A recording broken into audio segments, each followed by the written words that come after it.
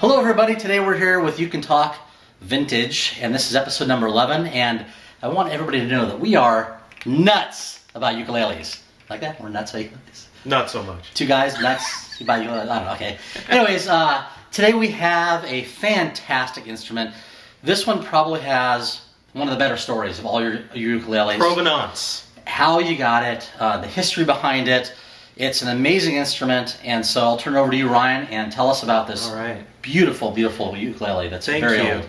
Well, what we have here is a ukulele from the first wave of popularity of ukuleles in the United States, so on the mainland. I can date this ukulele pretty carefully. So we can date it to about 1914, 1915, and we'll explain in a moment how we can do that. The instrument itself is all solid koa, highly flamed koa. It's probably be really expensive wood to buy now. And this is the kind of wood that most builders now are building with if they can get it. Koa is stained very dark. So this is the Ukulele Manufacturing Company of Honolulu, and it's interesting because the label says ukulele, native Hawaiian instrument. But was there ever a ukulele manufacturing company in Hawaii? No, not that we know of. So we think that likely this was built on the mainland in this first wave of popularity, and they were shipping koa over, so it wasn't hard to get the actual wood. Koa was cheap at this time. One of the things we talked about before we started this video was the taboo stamp. Yes. And why don't we tell the viewers a little bit about the taboo stamp, the significance. This doesn't have the stamp, which doesn't mean that it's not from Hawaii, although pretty sure 90% it's mainland made, not Hawaii. But let's tell people about the taboo stamp. We haven't mentioned that, and it's something that most people don't know about. I wasn't even really that aware of it, and Ryan gave me some good education on that. I think it's really neat to know the history about that. So in that first wave of ukulele popularity, instruments like this showed up very quickly. And so the Hawaiian builders were really frustrated and upset because this is claiming to be a Hawaiian built instrument.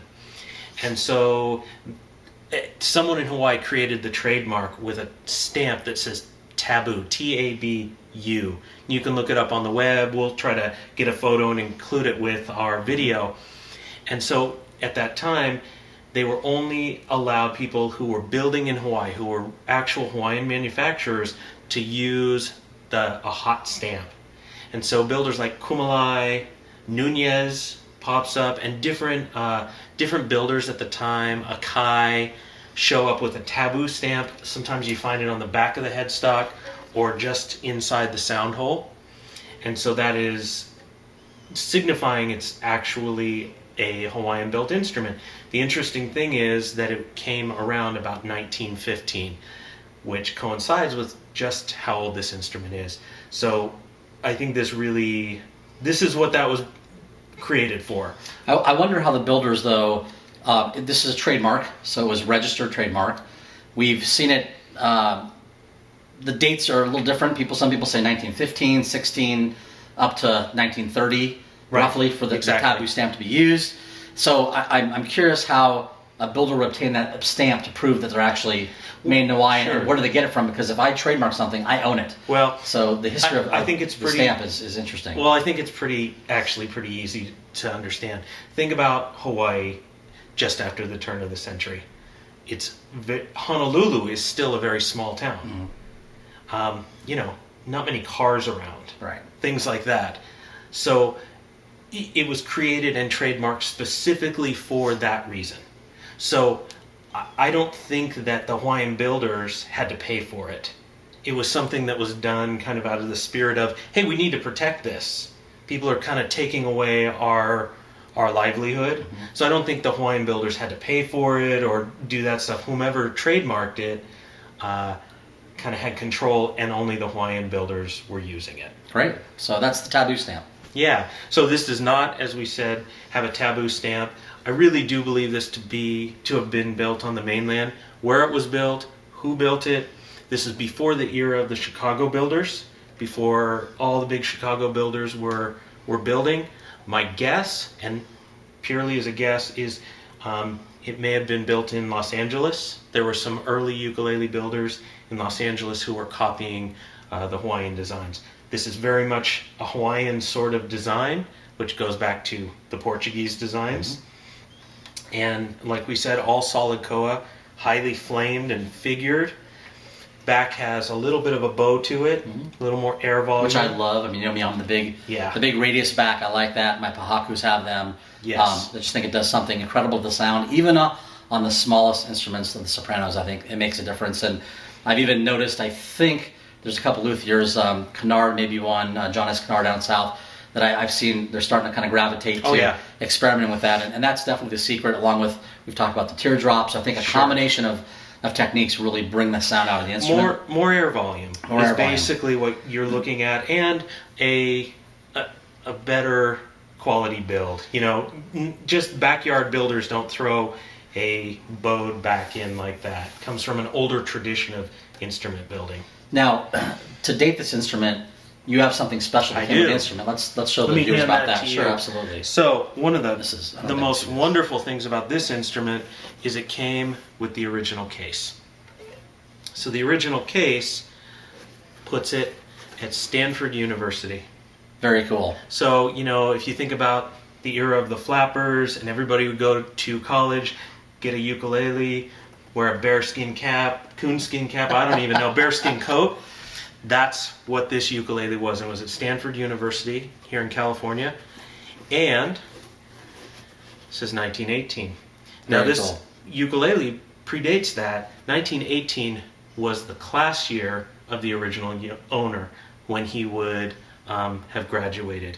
And so we have the Stanford S on the end. Which he drew in. Drew in. Did this very thoughtfully in ink. He was very much an anti-Cal guy, let's say that. Handle with care is still on here, so I don't know if he bought this instrument in Hawaii or what. I love the leather strap. Yes. That's all intact, the buckle. It's just, talk about screaming vintage. It's just incredible. This is an original clamshell case is what they call it. So cool. And it says Encina Club, and I did some research. What Encina Club was, the men's dorm after the turn of the century was called Encina Hall, and Encina Hall still exists. And Encina Club was the club room.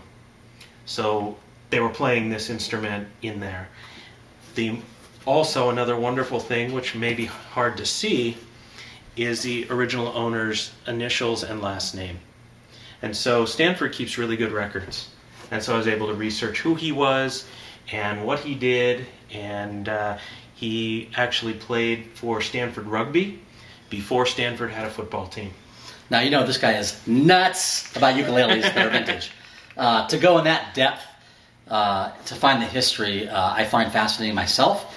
And that's why I do these videos with Ryan, because I think that, your research is always impeccable, and you dig as deep as you can to find information out, which is really neat to know the story behind the instrument. That's really fascinating. And we know that all these vintage ukuleles that I own have had multiple owners, because most of them are at or over 100 years old.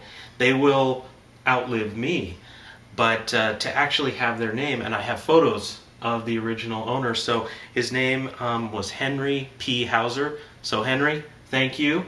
Thanks, Henry. We are glad to have this instrument, and it wasn't playable when I got it. Had it repaired, had original wood pegs put into it, original style wood pegs, which I love. Beautiful. And it sounds amazing. So Jay, why don't you play a little sound sample for us on our 1915 ukulele.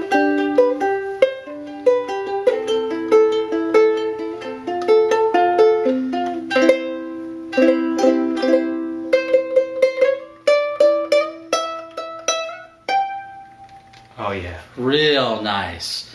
So here you are, the Ukulele Manufacturing Company from Honolulu that probably wasn't from Honolulu.